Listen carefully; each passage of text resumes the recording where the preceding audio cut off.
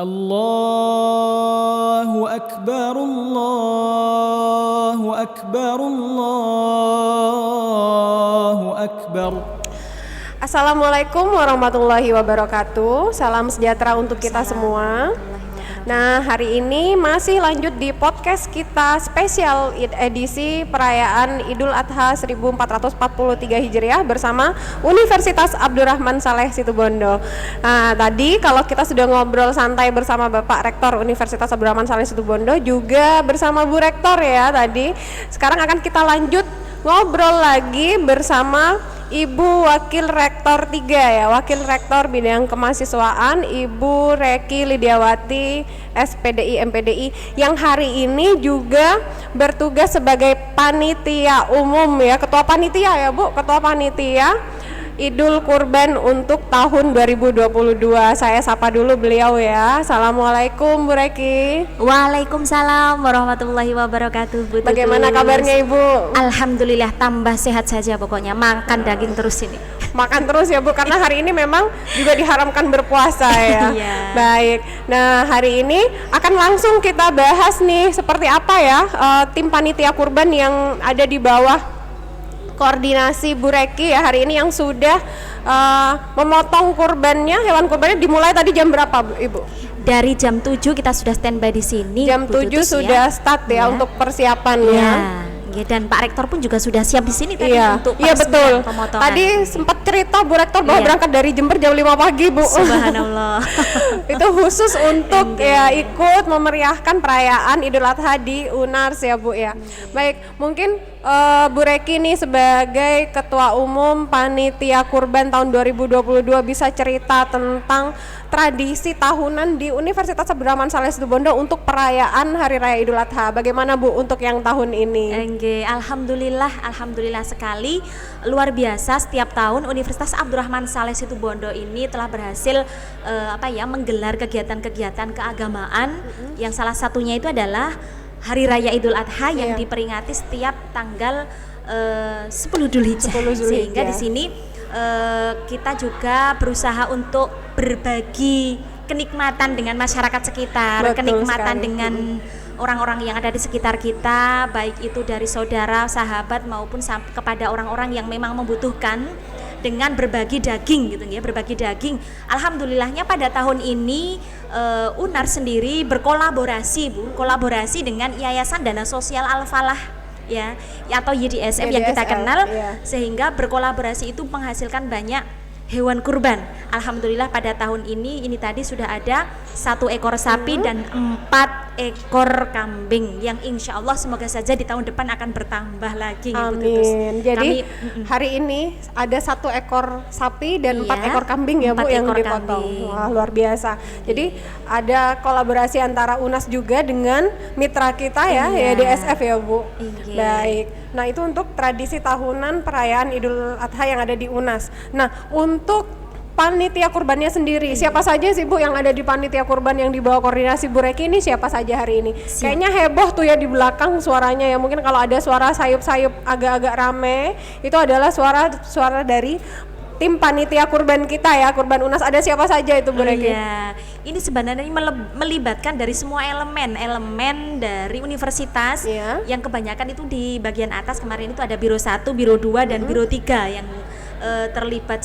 Sebenarnya ingin melibatkan semua ya Bu Tutus. Tapi saya melihat ada mahasiswa juga ya Bu tadi. Kita juga melibatkan mahasiswa di sini yang bergerak di bidang keagamaan, ada LDK dan gabung sudah sama anak-anak tahfidz.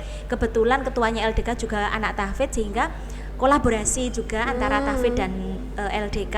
Juga kemarin gabungan juga Bu dari BEM fakultas, dari beberapa fakultas yang memberikan kontribusi sumbangannya dengan ikhlas dikumpulkan untuk membeli sapi atau membeli hewan kurban. Alhamdulillah dana terkumpul sampai puluhan juta, belasan juta, dan kita mampu membeli 1 ekor sapi dan ada 4 ekor kambing tadi ya. Jadi ini dari UNAS untuk UNAS ya. Tergabung dalam tim panitia kurban hari ini adalah diantaranya Tendik ya, tenaga kependidikan yang ada di Universitas Abdurrahman Saleh Situbondo, juga bersinergi dengan UKM mahasiswa, ya, dengan unit kegiatan mahasiswa UKM Tahfidz dan LDK Lembaga Dakwah Kampus juga dari BEMFA, jadi perwakilan dari fakultas masing-masing.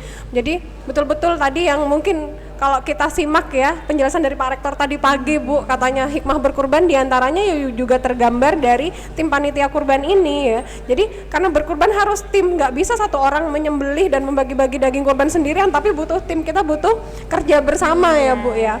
Baik, nah untuk distribusi daging kurban sendiri Bu Reki nanti ini akan diperuntukkan bagi siapa saja? Jadi daging kurban ini nanti akan diprioritaskan kepada mereka yang memang membutuhkan ya Bu ya, membutuhkan. Lalu mungkin juga staf karyawan yang diutamakan juga yang banyak kan dari staf satpam, penjaga malam, penjaga kebersihan itu juga menjadi prioritas kita. Masyarakat sekitar yang masih bisa kita jangkau kita akan berdistribusikan ke sana seperti itu. Bahkan untuk mengawal distribusinya supaya merata nanti juga sudah dibagikan kupon-kupon ya Bu ya. Nah ini kalau kita lihat Ibu barusan saja lewat, saya tidak sempat memanggil, ada beberapa mungkin itu Ibu yang barusan pakai topi keluar jalan, mungkin mereka kelihatan juga salah satu yang sudah mengambil masuk daging, dalam antrian gitu ya? Daging kurban ke UNAS ya. Atau mungkin nanti sesekali kita culik ngobrol sebentar di sini sama kita Bu. Jadi memang diprioritaskan untuk keluarga besar Sivitas Akademika UNAS, terutama yang memang masih membutuhkan ya, kurang mampu, juga masyarakat di sekitar Universitas Abdurrahman Saleh Situbondo ya Bu ya, yang memang apalagi yang setiap hari berinteraksi di sekitar kampus kita. Kita mulai dari yang terdekat ya, membantu dan bersedekah untuk orang di dekat-dekat UNAS ini ya Bu ya, dimulai dari yang terdekat nanti juga akan menular pada masyarakat luas. Baik itu tentang distribusi daging kurban. Baik, mungkin juga ada sedikit ilmu yang mau Bu Reki bagikan pada kita hari ini ya, atau pada yang menonton kita hari ini tentang hikmah berkurban Bu Reki. Terima kasih. Silakan Ibu. Saya ingin bercerita di sini Bu Tutus, bercerita sedikit mengupas tentang sejarahnya kenapa ada sampai muncul hari raya kurban di mana ini pelaku sejarahnya itu adalah dua orang nabi. Yang pertama ada Nabi Ibrahim, yang kedua ada Nabi Ismail. Di mana dulu Nabi Ibrahim ini merupakan seorang nabi, sosok nabi yang lama menikah dengan Siti Sarah. Lama tidak punya anak sampai menjadi lansia. Setelah menjadi lansia itu Nabi Ibrahim ini tadi mendapatkan wahyu dari Allah, disuruh menikahi budaknya yang bernama Siti Hajar. Akhirnya menikahi budaknya yang bernama Siti Hajar, dan dari Siti Hajar Nabi Ibrahim ini tadi mendapatkan keturunan yang bernama Nabi Ismail. Luar biasa. Begitu bahagianya ketika Nabi Ibrahim memiliki anak, padahal sebelumnya dia berkeinginan yang kuat ingin memiliki anak dan sampai bernadar gitu ya. Aku itu cinta kepada Allah. Cintaku itu melebihi segalanya. Bahkan saat ini aku itu tidak punya anak. Apabila nanti aku suatu saat punya anak yang aku cintai, sangat aku cintai, aku rela apabila anakku itu aku korbankan untuk Allah gitu ya. Nah, termakan oleh kata-katanya sendiri, dan itu ujian itu dilakukan langsung oleh Allah, ditagih janji itu ya. Ketika diuji benar-benar kecintaannya kepada Allah. Luar biasa. Mungkin kalau kita tidak akan mampu melampaui itu, mau menyembelih anak sendiri gitu ya. Setelah yang namanya Siti Hajar ini tadi melahirkan yang namanya Ismail, biasa dalam rumah tangga Bu ya, kalau di dalam rumah ada dua istri, ini kesulitan, ini gambaran bagi laki-laki yang mau poligami. Ini jadi sepertinya tereksplisit di dalam sini bahkan ya Bu, bukan hanya kisah tentang keikhlasan Nabi Ibrahim yang nanti mendapatkan petunjuk Allah untuk diuji keikhlasannya mengorbankan anak ya, tapi juga bagaimana pengorbanan seorang istri. Aduh, kemana-mana nih. Jadi setelah itu bagaimana Bu? Polemik dalam berpoligami di dalam rumah tangga itu muncul kecemburuan yang dari Siti Sarah, istri yang pertama, sehingga dapat wahyu lagi dari Allah bahwasanya Siti Hajar ini harus dibawa pergi, dijauhkan dari Siti Sarah. Maka Nabi Ibrahim tadi berjalan tertatih-tatih mengajak Siti Hajar itu pergi dari rumahnya bersama bayi yang masih merah, yaitu Nabi Ismail. Setelah itu sampailah ke padang pasir yang sangat luas itu ya, tanpa ada apapun, tanpa ada memberikan rumah ataupun bekal apapun. Nabi Ibrahim dapat wahyu di sana Bu, untuk kembali lagi kepada Siti Sarah. Maka Siti Hajar ditinggalkan dalam posisi sendiri dengan bayi yang masih merah. Mungkin kalau saya nangis gitu Bu ya, kok tega sampean Mas gitu. Nangis kecer paling ya Bu. Kecer gitu ya, kok tega sampean Mas, kok tega gitu ya. Masih pegang bayi kecil ya Bu ya. Pegang bayi kecil, setelah itu ditinggal dapat wahyu bahwasanya harus meninggalkan Siti Hajar dan kembali kepada Siti Sarah. Tapi kalau memang itu perintah dari Tuhanmu wahai Nabi Ibrahim, tinggalkanlah, tidak apa-apa, aku ikhlas karena Allah. Ditinggal oleh Nabi Ibrahim, yang namanya bayi merah ini tadi menangis sejadi-jadinya karena kehausan, karena di sana panas gitu ya. Kita lihat ekosistem yang ada di Arab itu kan memang panas gitu ya, sehingga apa yang terjadi, Siti Hajar ini tadi kebingungan gitu ya, kebingungan mau menyusui anaknya karena dia sendiri belum makan, belum minum, sehingga air ASI yang dia mau berikan kepada bayinya tidak keluar gitu ya. Lari ke sana kemari, yang saat ini dijalani oleh umat Islam ketika beribadah haji, yaitu sa'i gitu ya. Sa'i, akhirnya Nabi Ismail tadi menghentakkan kakinya ke pasir, akhirnya muncullah air. Lanjut Ibu ya, sampai akhirnya ketika Nabi Ibrahim kembali kepada Siti Sarah ini ternyata hamil juga. Lahirlah yang namanya Nabi Ishak, anak yang kedua dari Nabi Ibrahim. Maka Nabi Ibrahim ini maka disebut sebagai apa? Bapaknya para nabi gitu ya, bapaknya para nabi, karena memang anak-anaknya itu adalah nabi. Luar biasa. Setelah Nabi Ismail ini mulai berinjak SD gitu Bu ya, Nabi Ibrahim ini mulai datang berkunjung gitu ya, ditinggalkan bayi merah, berkunjung anaknya sudah usia SD 7 tahunan gitu ya. Bertemu sebentar dengan keluarga, tidur di sana sebentar, tiba-tiba dapat wahyu tadi. Wahyu disuruh menyembelih anaknya. Luar biasa, sehingga namanya Siti Hajar tadi merayu-rayu suaminya, jangan ya Abi, kasihan anakmu gitu ya. Baru saja ketemu kok ingin menyembelihnya. Ini perintah Allah gitu ya. Perintah Allah, sebenarnya sebagai seorang ayah pun pasti hatinya akan hancur gitu ya. Hatinya akan hancur, tapi itu adalah perintah gitu ya. Maka sampailah disampaikan niatan dari Nabi Ibrahim untuk menyembelih anaknya kepada Nabi Ismail gitu ya. Sampai ini diagendakan di dalam Al-Qur'an, itu dituliskan bahwasanya kesabaran dari Nabi Ismail pun luar biasa itu ya. Jika itu perintah Tuhanmu ya Abi, sembelihlah aku gitu. Katanya Nabi Ismail dengan ikhlasnya, semoga saja aku ini tergolong orang-orang yang sabar. Luar biasa gitu. Kalau anak sekarang, wah bapak mau nyembelih saya, lari teriak minta tolong, lapor polisi. Jangan kan kau disembelih, dipukul gurunya karena dia tak patuh aja langsung lapor polisi ya.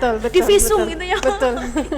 Nah, ini adalah istilahnya kesabaran Nabi Ismail yang luar biasa akhirnya. Yang waktu itu masih berusia dini ya Bu, masih 7 tahun ya Bu. Ketika mau disembelih maka saling ditutup matanya, Nabi Ibrahim ditutup, Nabi Ismail ditutup.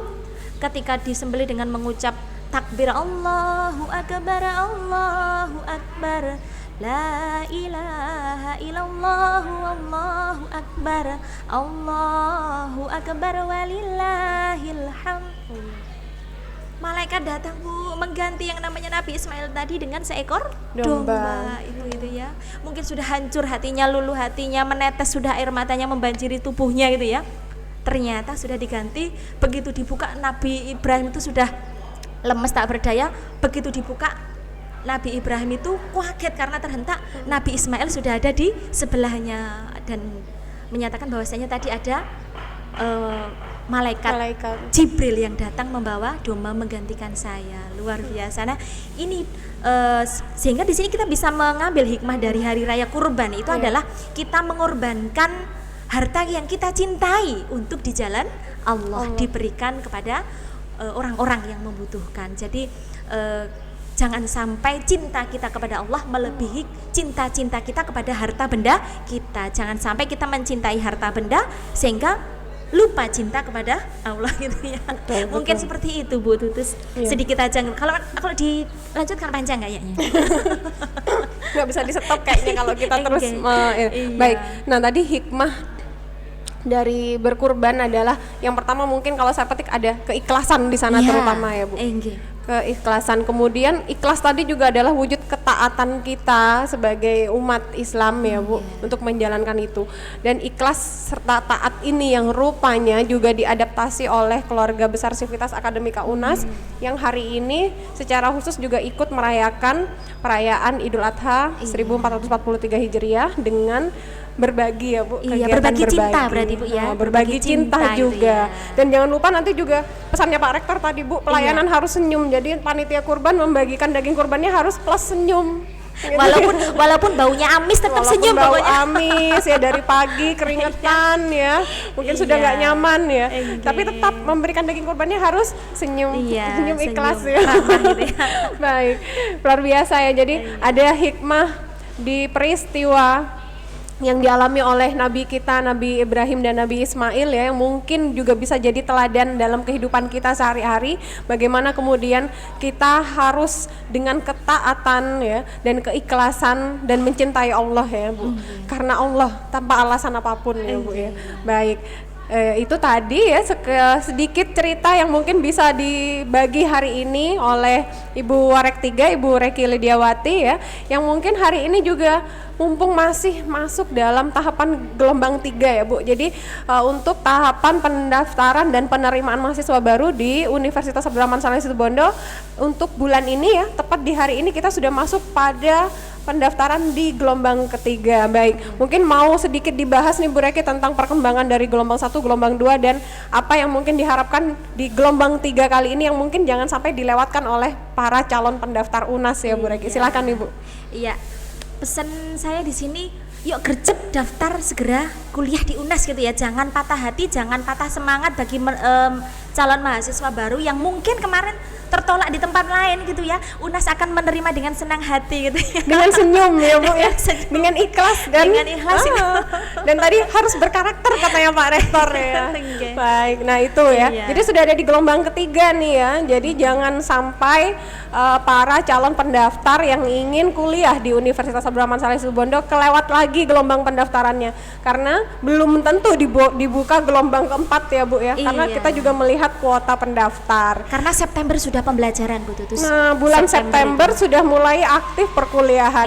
Mungkin sedikit lagi nih Bu untuk yang baru hari ini nih menonton, apalagi baru hari ini menyimak tentang pendaftaran mahasiswa baru di UNAS. Persyaratannya apa saja Bu untuk bisa kuliah di UNAS? Gampang banget, misalkan ya, kalau kemarin kan wajib ada ijazah ya Bu ya. Misalkan ijazah belum ada Bu, ijazahnya belum keluar. Iya, pakai surat keterangan lulus boleh gitu ya. Bisa pakai SKL dulu ya. Kalau sekarang mungkin sudah banyak yang keluar, bisa pakai ijazah, nomor KTP orang tua juga harus dilampirkan. Kalau misalkan sudah punya KTP juga silakan dilampirkan. Atau KK ya Bu ya, fotokopi KK. Boleh, fotokopi KK juga boleh. Dan sebenarnya sudah tersedia semua pengumumannya di web unas.ac.id Bu. Jadi bisa langsung juga diakses di website resmi Universitas Abdurrahman Saleh Situbondo yaitu unas.ac.id ya. Itu untuk persyaratan Bu. Mungkin yang lain nih itu persyaratan secara administrasi apalagi? Mungkin ada uang pendaftaran berapa? Oh iya, uang pendaftaran 300 dan foto yang istilahnya identitas diri backgroundnya merah ya Bu ya. Jangan lupa kalau foto hadap ke depan, tidak boleh hadap ke belakang atau pakai cadar ya. Pakai masker juga tidak boleh ya. Jadi nggak boleh ya Bu. Iya. Kalau foto selfie gimana Bu Warek? Foto selfie berarti gitu? Tidak resmi gitu ya. Nggak resmi. Itu dipasang aja di Instagram Bu. Oh boleh nanti ya. Baik, sekadar informasi mungkin nanti untuk aktivitas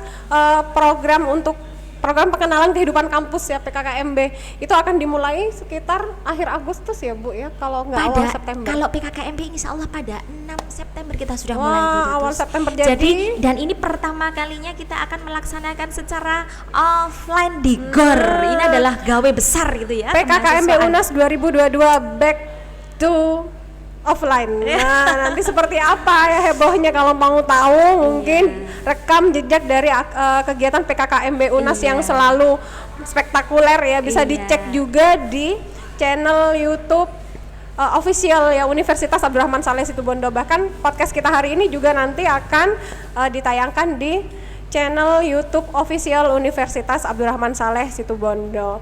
Itu jadi bulan September sudah mulai aktif perkuliahan. Jangan buang-buang kesempatan, masih sisa 1,5 bulan lagi ya Bu untuk bisa mendaftar dan bergabung menjadi keluarga besar Universitas Abdurrahman Saleh Situbondo. Saya boleh Bu menambahkan sedikit aja? Boleh banget Bu, banyak juga boleh. Silakan Ibu. Jadi mahasiswa itu seneng ya Bu ya. Jadi mahasiswa itu seneng, jangan pernah merasa takut jadi mahasiswa nanti banyak tugasnya, tapi sebenarnya jadi mahasiswa itu senang sekali. Di luar negeri itu ada yang namanya pasar jodoh Bu. Pasar jodoh itu untuk mempertemukan jodoh itu ya, laki-laki dan perempuan. Nah, kalau menurut saya ke pasar jodoh itu mau berangkat aja itu sudah pasti itu mau cari jodoh gitu ya. Tapi kalau misalkan kita kuliah, kita akan dapat ilmu, yang kedua nanti bisa dapat bonus jodoh Bu. Jadi kuliah itu mendapat ilmu, mendapat teman ya, mendapat wawasan juga, jodoh jika beruntung gitu ya Bu. Apalagi kuliah di UNAS kita ya. Banyak yang juga dapat jodoh sama dosennya Bu. Ya, kalau beruntung. Alhamdulillah kalau beruntung lagi-lagi ya, jodoh kalau beruntung. Wah, ada plus-plusnya nih kayaknya kuliah di UNAS ya. Baik, ada lagi Bu Reki tambahan yang lain? Mungkin sementara itu gercep aja pokoknya daftar ke UNAS. Baik, jangan ditunda-tunda lagi, segera mendaftar ke Universitas Abdurrahman Saleh Situbondo. Info lebih lengkap kalian bisa cek langsung di beberapa sosial media official UNAS ya, diantaranya Instagram unas.kita, Instagram mahasiswa.unas, juga di website resmi Universitas Abdurrahman Saleh unas.ac.id ya. Baik, terima kasih Bu Reki, kami sampaikan sudah mau meluangkan waktu walaupun tadi masih kotor-kotor potong daging ya, masih cemot ya, tugasnya masih belum selesai ya. Nah, mau menyempatkan untuk ngobrol santai bersama saya di sini. Terima kasih sekali lagi kami sampaikan. Kurang lebihnya kami mohon maaf Ibu. Sampai jumpa lagi di podcast UNAS di kesempatan yang berikutnya. Nggak tahu saya habis ini mau ngobrol dengan siapa ya? Ada lagi nggak ya yang jadi sasaran ya? Kalau nanti syukur-syukur kalau ada penerima daging kurban mungkin nanti bisa saya culik lagi ke sini Bu. Baik, sekali lagi Bu Reki terima kasih atas waktunya. Kami akhiri, wassalamualaikum warahmatullahi wabarakatuh. Waalaikumsalam warahmatullahi wabarakatuh. Allahu Akbar, Allahu Akbar, Allahu Akbar.